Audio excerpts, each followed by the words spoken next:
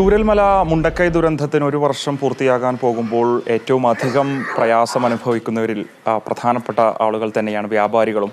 ഞാനിപ്പോൾ നിൽക്കുന്നത് നേരത്തെ ദുരന്തമുണ്ടാകുന്നതിന് മുൻപ് ചൂരൽമല അങ്ങാടിയിൽ അവിടെ ഒരു വ്യാപാര സ്ഥാപനം ഉൾപ്പെടെ മില്ലുൾപ്പെടെ ഉണ്ടായിരുന്നു. അതോടൊപ്പം തന്നെ ഓൺലൈൻ സേവാ കേന്ദ്രം പോലെയുള്ള സ്ഥാപനങ്ങൾ ഉൾപ്പെടെ നടത്തിയിരുന്ന ചൂരൽമല സ്വദേശി കൂടിയായിട്ടുള്ള റോയി എന്ന് പറയുന്ന വ്യക്തിയുടെ സ്ഥാപനത്തിലാണ്. ദുരന്തത്തിൽ അദ്ദേഹത്തിൻ്റെ ചൂരൽമല അങ്ങാടിയിൽ ഉണ്ടായിരുന്ന സ്ഥാപനം പൂർണ്ണമായിട്ടും തകർന്നു. പിന്നീട് സന്നദ്ധ പ്രവർത്തകരും വിവിധ സംഘടനകളുടെയൊക്കെ തന്നെ സഹായത്താലാണ് തൊട്ടുപുറത്തുള്ള ഈ മേഖലയിൽ ഇത്തരമൊരു സ്ഥാപനം ഒരുക്കാൻ സാധിച്ചത്.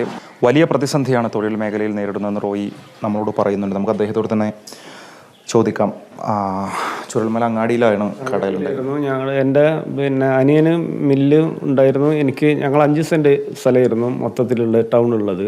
അതിൽ 2.5 സെൻറ്റ് സ്ഥലം മില്ല് അനിയനക്കും, ബാക്കി 2.5 സെൻറ്റ് എനിക്കും. ഇങ്ങനത്തെ ഈ ഗോൾഡ് കവറിങ് ഉള്ളതും പിന്നെ ഈ കമ്പ്യൂട്ടർ ഇതൊക്കെ വെച്ചുള്ള ഇങ്ങനെ ഫോട്ടോ കോപ്പി ഇതൊക്കെ ആയിട്ടുള്ള ഇതായിരുന്നു.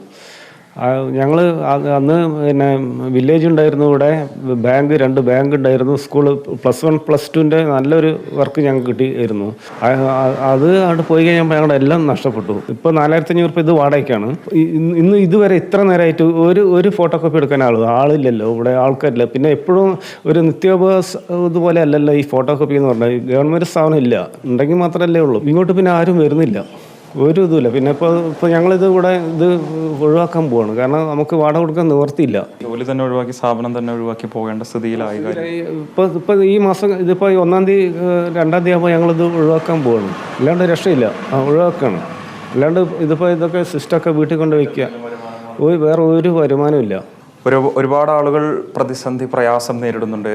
അവരുടെ ഒരു പ്രതിസന്ധി കൂടിയാണ് ഇപ്പോൾ റോയി. അദ്ദേഹം അത്രത്തോളം ദയനീയമായിട്ട് ഇവിടെയുള്ള സാഹചര്യം നമ്മൾ വിശദീകരിച്ചു. ഒരു മാസത്തെ വാടക അതുപോലും കൊടുക്കാൻ പാകത്തിലുള്ളൊരു വരുമാനം ഇവിടെ നിന്ന് ലഭിക്കുന്നില്ല എന്നുള്ളതാണ് പറയുന്നത്. സുമനസ്സുകളുടെ സഹായത്തോടു കൂടിയായിരുന്നു ഇത്തരമൊരു സ്ഥാപനം വീണ്ടും അദ്ദേഹം ഇവിടെ സജ്ജമാക്കിയത്. പക്ഷേ നിർഭാഗ്യവശാൽ ഇങ്ങോട്ടേക്ക് ആളുകൾ വരാത്തൊരു സാഹചര്യത്തിൽ ഇത് അടക്കേണ്ട സ്ഥിതിയിലേക്കാണ് കാര്യങ്ങൾ എത്തിയിരിക്കുന്നത്. റോയി നമ്മളോട് വിശദീകരിക്കുകയാണ്. അധികൃതർ തന്നെയാണ് കണ്ണു തുറക്കേണ്ടത്, സഹായിക്കേണ്ടത്. വീഡിയോ ജേർണലിസ്റ്റ് ഷഫീഖ് അർലായിക്കൊപ്പം reporter Mubashir P Akbar, reporter Wayanad.